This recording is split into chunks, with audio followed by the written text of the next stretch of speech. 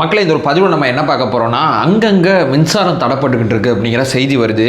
என்ன ப்ரோ இது, நம்ம ஆட்சி பதவி ஏற்று 10 நாளுக்குள்ளே மின்தடை அப்படிங்கிற பஞ்சாயத்தை நம்ம ஃபேஸ் பண்ணிக்கிட்டு இருக்கோமா? இது என்ன காரணம், எதனால இது நடக்குது, எப்போதுமே இப்படி தான் நடக்குமா, இல்லை நம்மளால் எதுவும் தப்பு நடந்து இப்போ இது நடக்குதா அப்படிங்கிற ஒரு கொஸ்டின் நம்ம முன்னாடி இருக்குது. அதற்கான பதிலை இந்த வீடியோவில் நம்ம தேட போகிறோம். நம்பர் 1. நம்பர் 2, அமைச்சர் ராஜ்மோகன் இருக்காங்கல்ல, அவங்கள பற்றி ஒரு செய்தி எடுத்து வந்திருக்கேன். ரொம்ப முக்கியமான செய்தி. அதே மாதிரி ரொம்ப ப்ரௌடாக சொல்கிறேன், அமைச்சர் ரமேஷ் அண்ணன் இருக்கார்ல, அவரை பற்றி ஒரு செய்தி எடுத்து வந்திருக்கேன். இந்த 2 செய்தி ஒரு தாவேகா தொண்டர்களை ப்ரௌடாக ஃபீல் பண்ண வைக்கும் அப்படிங்கிறது என்னுடைய பெரிய நம்பிக்கையாக இருக்குது. இது மட்டும் இல்லாமல் வேறு சில முக்கியமான பல தகவல்கள் இந்த வீடியோவில் இருக்க போது ஒன் பை ஒன்னா தெளிவாக நம்ம பார்க்கலாம். உற்சாக வணக்கங்கள், வாங்க பதிவுக்குள்ளே போகலாம். இப்போ முதல் விஷயம் மக்களே, ஆக்சுவலாக பார்த்தீங்கன்னா ரமேஷ் அண்ணன் விஷயத்துலேருந்து வரணும்னு நினைக்கிறேன். ஏன்னா அவரை நோக்கி ஜாதி ரீதியான தாக்குதல் நிறையா நடந்துக்கிட்டு இருக்கு. அது எப்படிங்க, ஒரு பிராமின் ஒருத்தருக்கு போயிட்டு கோவிலை கொடுக்குறீங்க இந்த அறநிலைத்துறையை, அப்போ நீங்கள் என்ன சமூக நீதி அரசியல் பேசுகிறீங்க அப்படின்னு கேட்குறாங்க. அதே நேரம் கல்வித்துறை அப்படிங்கிறது உயர்கல்வித்துறையும் சரி, அதே நேரத்தில் பள்ளி கல்வித்துறையும் தலித்து கொடுத்துருக்கோம். அந்த விஷயத்தை யாரும் கவனிக்க மாட்டாங்க. கல்வி மறுக்கப்பட்டவங்களுக்கு நம்ம கல்வி கொடுத்துருக்கோம், அந்த கல்வியை நீங்கள் எல்லாருக்கும் கொடுங்க அப்படிங்கிற இடத்த நோக்கி அவங்கள நகர்த்தியிருக்கோம். அதை ஒரு பைய விவாதிக்க மாட்டான். அதே நேரத்தில் திமுக என்ன சொல்றாங்கன்னா, அது எப்படிங்க அவர் கொடுப்பீங்கன்னு கேட்டா, பெரியார் அவங்களோட கொள்கையை உள்வாங்காதனால இந்த பிரச்சனை நடக்குது. பெரியார் பார்ப்பனர்களை எதிர்க்கல, பார்ப்பனியத்தை எதிர்த்தார். அடிப்படை புரிதல் கிடையாது. அவங்களுடைய அந்த நிலைப்பாடை தான் எதிர்த்தாரே தவிர அந்த மனிதர்களை அவர் எதிர்க்கவே இல்லை. காலம் முழுக்க நட்புறவோடு தான் பழகினார். இந்த பக்கம் தெரியும் பார்த்தீங்கன்னா பாஜக காரங்க, அது என்னங்க பெரியாரோட ஒருத்தர் நின்றுட்டு இருக்காரு, இவர்கிட்ட போய் கோயிலை கொடுக்குறீங்கன்னு சொல்லி திமுகக்கு நேரெதிரான விவாதத்தை இவங்க ஒரு பக்கம் செஞ்சுக்கிட்டு இருக்காங்க. 2 பேருக்கு நடுவில் அண்ணன் ரமேஷ் அண்ணனை பற்றி இந்த செய்தியை அந்த நேரத்தில் பதிவு செய்யணும்னு நினைக்கிறேன். இந்த போட்டோ பாருங்களேன். இந்த போட்டோ பார்த்தீங்கன்னா தெரியும், ஒரு அமைச்சரோட அப்பா ஓரமா நிற்கிறார் அப்படிங்கிற செய்தி அந்த போட்டோல போட்டிருக்கு. அந்த செய்தியை பார்த்தீங்கன்னா தெரியும். சரி, அந்த அமைச்சர் யார் தெரியுமா? அண்ணன் ரமேஷ் அண்ணன். ரமேஷனோட அம்மா வீட்டு வேலை தான் இப்போ வரைக்கும் செஞ்சுக்கிட்டு இருக்காங்க. ஆதவோஜனாவே ஒரு இடத்துல இதை குறிப்பிட்டிருந்தாரு. என்னோட வீட்டிலேருந்து 3வது வீட்டில் அவங்க வீட்டு வேலை செஞ்சுக்கிட்டு இருக்காங்க, அவங்க பையனை நாங்கள் அமைச்சராக்கியிருக்கோம் அப்படிங்கிற விஷயத்த சொன்னாங்க. அவங்க அப்பா பதவியேற்பு விழாக்கு வந்திருக்காரு, எங்க நிற்கிறதுங்கிறத அவருக்கு தெரியல. அங்க இருக்கக்கூடிய அதிகாரிகள்கிட்ட கேட்டிருக்காரு, ஐயா நான் அப்படி ஓரமா நின்னுக்கலாமா அப்படின்னு கேட்டிருக்காரு. அந்த அதிகாரிகள் என்ன சொல்றாங்க, ஐயா நீங்க யாரியா, எதனால இங்கே நிற்கணும்னு சொல்லி கேட்குறீங்க அப்படின்னு கேட்கும்போது, என்னோட பையன் இன்னைக்கு அமைச்சராக பொறுப்பேற்றுக்க போறாரு, ரமேஷ் இந்த அறநிலையத்துறை அமைச்சராக பொறுப்பேற்றுக்க போறாரு, அவரோட ஃபங்க்ஷனுக்கு வந்தேன், எங்கே நிற்கிறதுன்னு எனக்கு தெரியல அப்படின்னு சொல்லி ஓரமாக நின்னவரை அதிகாரிகள் அத்தனை பேரும் கூட்டு போய் உட்கார வச்சிருக்காங்க.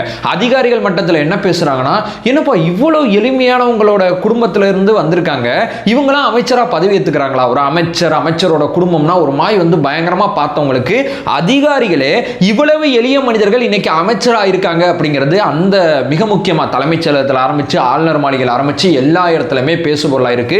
ஒரு எளிய குடும்பத்திலேருந்து வந்த ஒரு மனுஷன் உண்மைக்குமே தாவேக்காவோட மதச்சார்பற்ற சமூக நீதி கொள்கையை உள்வாங்கி கொண்டு ஒரு மனுஷன் இங்கே வந்து இந்த களத்தில் நிற்கும் போது ஜாதி ரீதியான தாக்குதல் அவரை நோக்கி நடத்துறது ரொம்ப ரொம்ப வருத்தத்துக்குரியது. அவரோட செயல்பாடு பெரியார் அவர்களோட கொள்கைக்கு நேரெதிராக இருக்குன்னு நீங்க ஃபீல் பண்ணீங்கன்னா நீங்க விமர்சனம் பண்ணலாம். இல்ல அவர் பெரியாரோட கொள்கைகளை முழுக்க முழுக்க கடவுள் மறுப்பு கொள்கையை ஒரு பக்கம் கோவிலில் அமல்படுத்திக்கிட்டு இருக்காரு அப்படின்னு நீங்க பாஜக காரங்க ஃபீல் பண்ணீங்கன்னா நீங்க இது பண்ணலாம். சோ கோவிலோட நிர்வாகத்தை அவர் நல்லா பார்த்துப்பார். எந்த விதமான பக்தர்களுக்கு சிரமம் இல்லாம அந்த நிர்வாகத்தை அவர் கொடுக்கணும்னு நினைக்கிறார். அந்த விஷயத்தை அவர் செய்யலனா நிச்சயமா நீங்க எதிர்த்து பேசலாம். இப்படிப்பட்ட எளிய பின்னணியிலிருந்து வந்த ஒருத்தரை ஒரு ஜாதி ரீதியான தாக்குதல் நடத்துறது ரொம்ப ரொம்ப வருத்தத்துக்குரியது அப்படிங்கிற விஷயத்தை ஆணித்தனமா நான் தெளிவா பதிவு செஞ்சிடறேன். நீங்க அடிக்கடிக்க நீங்க சொல்லிக்கிட்டே இருங்க, எங்க அண்ணன் ஏறி போயிட்டே இருப்பார் அப்படிங்கிறதா யதார்த்தமான உண்மை. இது நம்பர் 1 பாயிண்ட். இப்ப நம்பர் 2, இப்ப 2வது விஷயத்துக்கு போவோங்க. மின்வெட்டு அப்படிங்கிற மிக முக்கியமான பஞ்சாயத்து என்ன ப்ரோ நடக்குது? நம்ம ஆட்சிக்கு வந்தோன்னா மின்வெட்டு நடக்குது, கஷ்டப்படுறாங்க மக்கள், அங்கங்க போராட்டம் பண்றாங்க, இபி ஆபீஸை முற்றுகையிடுறாங்க, இந்த மாதிரி விஷயங்கள்லாம் பார்த்துட்டு இருக்கோமே, என்னதான் கதை அப்படின்னு சொல்லி கேட்டீங்கன்னா, தமிழ்நாடு முழுக்க முதல்ல மின்வெட்டு நடக்கவே இல்லை. ஏன்னா என்னோட மாவட்டத்தில் மின்வெட்டு இல்லை. நிச்சயமா சொல்றேன், உங்க மாவட்டத்தில் இருக்க வாய்ப்பு கம்மி. ஆனா நீங்க கேடிசிசி பகுதியில் இருந்தீங்கன்னா மின்வெட்டை நீங்க சந்திக்கிறதுக்கு வாய்ப்புகள் இருக்கு. கேடிசிசினா என்ன தெரியுமா? காஞ்சிபுரம், அந்த பக்கம் பார்த்தீங்கன்னா திருவள்ளூர், சென்னை, செங்கல்பட்டு, இந்த 4 மாவட்டங்கள். வேலூர்ல நீங்க இருந்தீங்கன்னா வேலூரை சேர்த்துங்க. இந்த 5 மாவட்டங்கள்ல நிச்சயமா மின்வெட்டு ரொம்ப நேரம் இருக்கு, 4 மணி நேரம் இருக்கு, 3 மணி நேரம் இருக்கு அப்படிங்கிற மாதிரி எல்லாம் செய்திகள் வந்துகிட்டு இருக்கு. என்ன தெரியுமா காரணம்? போன மாசமே மின் நுகர்வு இங்க அதிகமா போயிட்டு இருக்கு. நிறைய பேர் மின்சாரத்தை பயன்படுத்துறாங்க. ஏன்னா வெயில் பயங்கரமா அடிச்சுக்கிட்டு இருக்கு. ஏசி போடுறாங்க, ஃபேன் போடுறாங்க. சாதாரணமா 19,000 மெகாவாட் மின்சாரத்தை நம்ம பயன்படுத்துறோம்னா இப்ப அதோட அதிகமா 21,000 நோக்கி போயிட்டு இருக்கு. சோ மின் தேவை இங்க ரொம்ப அதிகமா இருக்கு. அந்த மின் தேவைக்கு தேவைப்படுற ப்ரொடக்ஷன் இங்க இல்லாதனால வெளியே பர்ச்சேஸ் பண்றாங்க மின்சாரம். இது ரெண்டுக்கு நடுவில் ஷார்டேஜ் இருக்கனால இந்த மின்தடையானது ஏற்பட்டுட்டு இருக்கு அப்படிங்கிறது தான் யதார்த்தமான உண்மை. இதற்கு பின்னாடி வேற எதுவுமே இல்லை. அதாவது 2021 கோடை காலத்தில் செந்தில் பாலாஜி அவர்களோட பேட்டியெல்லாம் நீங்க எடுத்து பார்த்தீங்கன்னா தெரியும். போன ஆட்சியில் நடந்துச்சுங்க அப்படிங்கலாம் குற்றச்சாட்டை சொல்லிட்டு இருந்தார். அதாவது போன மாசமே மின் நுகர்வு அதிகமாக இருக்கும் அப்படிங்கிற எச்சரிக்கையானது விடுக்கப்பட்டுச்சு. அதே மாதிரி இங்க மின் நுகர்வு ரொம்ப அதிகமாக இருக்கு. தமிழ்நாடு மட்டும் கிடையாது, இந்தியா முழுக்க மின் நுகர்வு ரொம்ப அதிகமாக இருக்கிறதுனால தேவைப்படுற அளவு அந்த ப்ரொடக்ஷன் அந்த மின்சாரம் ரொம்ப கம்மியாக இருக்கிறதுனால அந்த ஷார்டேஜுக்கு பார்த்தீங்கன்னா மின்சாரம் தடைப்படுது அப்படிங்கிறது தான் பேசிக்கான விஷயம். இல்லை இதுக்கு பின்னாடி லீகலாக வேற எதுவும் காரணங்கள் இருந்தாலும் அமைச்சர் ஒரு பக்கம் கிட்டத்தட்ட 18 மணி நேரம் பக்கம் உழைக்கிறார் அப்படிங்கிற மாதிரி செய்தி வருது. நான் வேற ஒரு செய்தியை சைடில் போடுறேன். துறை ரீதியான ஆய்வு மேற்கொள்றாரு. ஏன் மின்சார வாரிய நட்டத்தில் இருக்கு அப்படிங்கிற விஷயத்தை புரிஞ்சுக்கிறாரு. ஏன் இங்க மின்சார வாரியத்தில் இருக்கக்கூடிய அந்த பணியாளர்கள் வந்து ரொம்ப கம்மியா இருக்காங்க அப்படிங்கிற புரிஞ்சுக்கிறாரு. இங்க டெண்டர் முறைகேடு பண்ணி இந்த மின்சார வாரியத்தோட கட்டமைப்பை மேம்படுத்தாம இருக்கிறதுனால தான் கோடை காலம் வரும்போது மின் நுகர்வு அதிகமாக இருக்கிறதுனால இந்த மின்சாரம் தடைப்படுற பஞ்சாயத்து தொடர்ச்சியா வந்துகிட்டு இருக்கு. பிரச்சனையை புரிஞ்சுட்டாரு, காரணங்களை ஆராய்ச்சி பண்ணிட்டு இருக்காரு, தேவைப்படுற விஷயங்களை நோக்கி வேலை பார்த்துட்டு இருக்காரு. ஒரு பக்கம் சோஷியல் மீடியால நம்ம வந்து மின்சார வாரியம் ரொம்ப ஆக்டிவா இருந்து உங்க கேள்விகள் அத்தனைக்குமே பதில் சொல்லிட்டு இருக்காங்க. சார் எங்க சார் ப்ராப்ளம், இங்க ப்ராப்ளமா சார், உங்களோட நம்பர் கொடுக்க முடியுமா, இபி நம்பர், அந்த நம்பர் கொடுத்தீங்கன்னா நாங்க கம்ப்ளைண்ட் ரைஸ் பண்ணிக்கிறோம் அப்படின்னு சொல்லி நீங்க சோஷியல் மீடியால மின்சார வாரியத்தை டாக் பண்ணி ஒரு கொஸ்டின் கேட்டா உடனடியாக சோஷியல் மீடியால மின்சார வாரியம் உங்களுக்கு பதில் சொல்லுது. அவ்வளவு தூரம் இந்த மின் நுகர்வு ரொம்ப அதிகமா இருக்கிறதுனால ப்ரொடக்ஷன் இங்க கொஞ்சம் ஷார்டேஜ் இருக்கிறதுனால இந்த மின்சாரம் தடைப்பட்டுக்கிட்டு இருக்கு. இப்பதான் வந்திருக்காரு, உட்கார்றாரு, துறை ரீதியான ஆய்வை பார்க்கிறாரு. டெண்டர் முறைகேடுனால தான் இந்த மின்சார வாரிய நட்டத்தில் போயிட்டு இருக்கு அப்படிங்கிற விஷயத்தை கண்டுபிடிக்கிறாரு. ஏகப்பட்ட பணியாளர்கள் பற்றாக்குறையை கண்டுபிடிக்கிறாரு. ஏன் உங்களுக்கு சம்பளம் கொடுக்க முடியல, இவங்களுக்கு சம்பளம் கொடுக்குற காசை வேற ஒருத்தர் டெண்டர் மூலமா ஆட்டையை போட்டு போயிட்டு இருக்காரு. இதன் காரணமாக தான் இந்த மின்சார வாரிய நட்டத்தில் போகுது. கட்டமைப்பை மேம்படுத்தல. கட்டமைப்பை நம்ம மேம்படுத்தினோம்னா வெளியே மின்சாரம் வாங்க வேண்டிய தேவை கிடையாது. வெளியே மின்சாரம் வாங்க வேண்டிய தேவைக்கு இந்த மின்சார வாரியத்தை தள்ளி இருக்காங்க.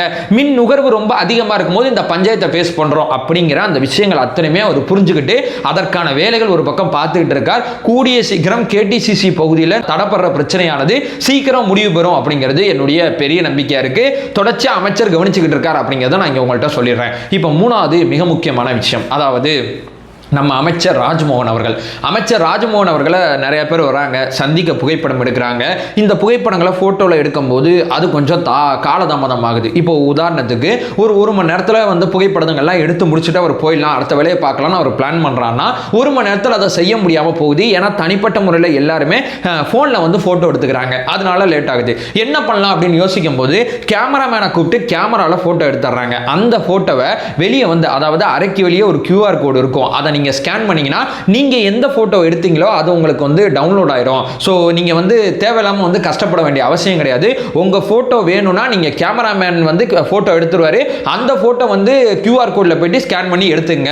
தனிப்பட்ட முறையில் போன்ல நீங்க போட்டோ எடுத்து காலதாமதம் பண்ணாதீங்க. நிறைய அரசு வேலை எனக்கு இருக்கு அப்படிங்கிறதுக்காண்டி போட்டோவும் எடுக்கணும், அவங்களும் கஷ்டப்படக்கூடாது, அதே நேரத்தில் நேரமும் அதிகமாக விரயம் ஆகக்கூடாது. ரெண்டையும் யோசிக்கும் போது QR கோடு மூலமா இந்த வேலையை பார்த்துட்டு இருக்கார் அமைச்சர் ராஜ்மோகன் அவர்கள். விசிட்டர்ஸுக்கு இம்பார்ட்டன்ட் கொடுத்து அவங்களுக்கு அந்த நேர விரயம் இல்லாத ஒரு பாலிசியை தன்னுடைய துறையில் அமல்படுத்தி வேலை பார்த்துட்டு இருக்கார். எவ்வளவு அற்புதமா இருக்கு யோசிச்சு பாருங்களேன். இது மூணாவது மிக முக்கியமான விஷயம். இப்ப நாலாவது, அமைச்சர் செங்கோட்டையன் அவர்கள் ரொம்ப முக்கியமான ஒரு விஷயத்தை சொல்லியிருக்காங்க. ஸ்கூல்ல படிக்கிற பசங்களுக்கு அந்த ஸ்கூல்லையே அவங்களோட ஜாதி சான்று, அவங்களோட இருப்பிட சான்று, அவங்களுடைய வருமான சான்று, இது எல்லாமே நாங்கள் கொடுத்துருவோம். பசங்க தேவையில்லாமல் அரசு அலுவலகங்களை நோக்கி அலைய வேண்டிய அவசியம் இல்லை. இதற்கான முன்னெடுப்பு, இதற்கான அரசாணை கூடிய சீக்கிரம் போட்டுருவோம் அப்படிங்கிற விஷயத்தை அமைச்சர் செங்கோட்டையன் அவர்கள் பார்த்தீங்கன்னா சொல்லியிருக்காங்க. இதுக்கு அடுத்து மிக முக்கியமாக போனீங்கன்னா பாட்டிலுக்கு 10 ரூபா வாங்குற பஞ்சாயத்து ஒரு பக்கம் போயிட்டு இருக்குல்ல. இனிமே பாட்டிலுக்கு 10 ரூபா வாங்கக்கூடாது, அப்படி வாங்கினா நடவடிக்கை எடுப்போம்னு சொல்லி நம்ம முன்னாடியே சொன்னோம்ல. அந்த மாதிரி பாட்டிலுக்கு 10 ரூபா அதிகமாக வாங்கின 23 பேர் மேல நடவடிக்கை எடுக்கப்பட்டிருக்கு. இனிமே பாட்டிலுக்கு 10 ரூபா வாங்கக்கூடாது. அதாவது பறக்கும் படம் வந்து சோதனை பண்ணோம், மப்டியில் வந்து சோதனை பண்ணோம். பாட்டிலுக்கு 10 ரூபா அவர் வாங்கினார்னா அவர் மேல துறை ரீதியான நடவடிக்கை எடுக்கப்படும் அப்படிங்கிறத ரொம்ப தெளிவாக சொல்லியிருக்காங்க. அதற்கான அமைச்சர் அந்த வேலையை பார்த்துட்டு இருக்காங்க. பாட்டிலுக்கு 10 ரூபா தொடர்ந்துகிட்டு இருக்கு ப்ரோ அப்படின்னா கூடிய சீக்கிரம் அவர் சிக்கிப்பார் ப்ரோ, நீங்க கவலைப்பட வேண்டிய அவசியம் இல்லை அப்படிங்கிறது நான் இங்க சொல்லிடுறேன். அதுக்கு அடுத்து போனீங்கன்னா இப்போ 717 கடைகள் மூடப்பட்டிருந்துச்சுல்ல, அந்த கடைகளில் வேலை செஞ்சவங்களுக்கு இப்போ மாற்றுப்பணி கொடுக்கணுங்கிற கோரிக்கை எழும்போது நியாயமான ஒரு விஷயம். அதற்கான மாற்றுப்பணியாக பக்கத்து கடைகளில் போடுங்க, பணிமூப்பு அடிப்படையில். அப்படி பக்கத்தில் இருக்கக்கூடிய கடைகளில் வேக்கன்சி இல்லைனா கிடங்குல போடுங்க. ஸோ அவங்களுக்கு நீங்கள் கட்டாயம் வேலை கொடுக்கணும் அப்படிங்கிற விஷயத்தை ரொம்ப தெளிவாக சொல்லியிருந்தாங்க. அது அடிப்படையாக அதற்கான அரசாணையும் போட்டிருக்காங்க. அது ஒரு பக்கம் போயிட்டு இருக்கு. இதையும் கடந்து போனீங்கன்னா மிக முக்கியமாக ரோந்து பணி மேற்கொள்ளணும் அப்படிங்கிறது போலீஸில் இருக்கக்கூடிய மிக முக்கியமான விஷயம். ரோந்து போகிறாங்களா ரோந்து போலையாங்கிறது தெரியாதுல்ல. ரோந்து போறதுக்கு என்ன செய்யணும் அப்படின்னு யோசிக்கும் போது அதற்கான ஆப் ஒன்று பார்த்தீங்கன்னா கொடுத்துருக்காங்க. நீங்கள் ரோந்துக்கு போகிறதுக்கு முன்னாடி அந்த ஆப்பை லாகின் பண்ணணும். ரோந்து போயிட்டு வந்து உங்கள் ஒர்க்கெல்லாம் முடிச்சுட்டு அந்த ஆப்பை லாக் அவுட் பண்ணணும். நீங்கள் அந்த ஆப் மூலமாக நீங்கள் ரோந்து பணி மேற்கொள்றீங்களா போலீஸில் இல்லையா அப்படிங்கிறத கண்ட்ரோல் ரூமில் நாங்கள் கண்காணிப்போம். ரோந்து போகிறது கட்டாயம். ஏன்னா ரோந்து ஒரு வண்டி போனுச்சுனாவே, இப்போ உதாரணத்துக்கு சொன்னால் நைட்டு 2 போலீஸ்காரங்க ஒரு ஊரில் நடுவில் நின்று செக்கிங் பண்ணாங்கனாவே அந்த 2 போலீஸ்காரங்க பல குற்றங்களை நைட்டு நேரத்தில் அந்த ஊர்ல வந்து தடுத்து நிப்பாட்டிட முடியும். உங்களுக்கு இந்த அனுபவம் தான் தெரியும். 2 பேர் போதும். 2 போலீஸ்காரங்க நிற்கும் போது ஐயோ அங்க போலீஸ் இருக்குன்னு சொல்லி கிட்டத்தட்ட அந்த ஊர்ல இருக்கிற பல பேர் தப்பு செய்யணும்னு நினைக்கிறவங்க போலீஸ் இருக்குங்கிற பயம் பல பேரோட தப்பை தடுத்துரும். ரோந்து ரொம்ப ரொம்ப முக்கியமானது. அதற்கான ஆப் மூலமா அந்த வேலையை பார்த்துட்டு இருக்காங்க. இப்போ அடுத்து பிரதானமான ஒரு விஷயத்துக்கு போவோம். அதாவது டாஸ்மாக் கடை 12 மணிக்கு திறக்கணும், 10 மணிக்கு மூடணும். இந்த டயத்தை தாண்டி வேற எங்கேயாவது டாஸ்மாக் கடை திறந்து இருந்துச்சுன்னா, குறிப்பா சொல்ல போனா 10 மணிக்கு கடை க்ளோஸ் ஆகாம 10:05 கூட இருந்துச்சுன்னா சம்பந்தப்பட்ட போலீஸ்காரங்க மேல நடவடிக்கை எடுங்க. ஏன்னா அந்த சம்பந்தப்பட்ட போலீஸ்காரர் இன்ஸ்பெக்டரா இருக்கலாம், இல்ல அவர் வந்து ஒரு எஸ்ஐயா கூட இருக்கலாம். 2 பேர்ல யாரோ ஒருத்தங்க இருக்கலாம். யார் அதற்கு பொறுப்போ அவங்கள சஸ்பெண்ட் பண்ணுங்க அப்படிங்கிற விஷயத்தை போலீஸ்காரங்க தரப்புல இருந்து வந்து டிஜிபி தரப்புல இருந்து பாத்தீங்கன்னா சொல்லியிருக்காங்க. 10 மணிக்கு மேல டாஸ்மாக் கடை ஓப்பன்ல இருக்கக்கூடாது. 12 மணிக்கு முன்னாடியும் டாஸ்மாக் கடை திறக்கக்கூடாது. ரெண்டையும் தீவிரமா கண்காணிக்கணும். கண்காணிக்காத போலீஸ்காரங்க மேல நடவடிக்கை எடுங்க அப்படின்னு சொல்லி ரொம்ப தெளிவாக சொல்லியிருக்காங்க. ஓவரால் பார்க்கும்போது எல்லா செய்திகளுமே நான் அந்த வீடியோவில் ஷேர் பண்ணியிருப்பேன் அப்படிங்கிறது என்னுடைய பெரிய நம்பிக்கையாக இருக்குது. நம்ம சேனலை ஃபர்தராக ஃபாலோ பண்ணிங்கன்னா பொலிட்டிக்கல் சார்ந்து மிக முக்கியமாக பல்வேறு விதமான விஷயத்தை நம்ம பார்த்துட்டு இருக்கோம். நம்மளோட ஒரே நோக்கம் அறியாமை அகற்ற வேண்டும், அறியாமை அகற்றப்பட வேண்டும். Thank you so much.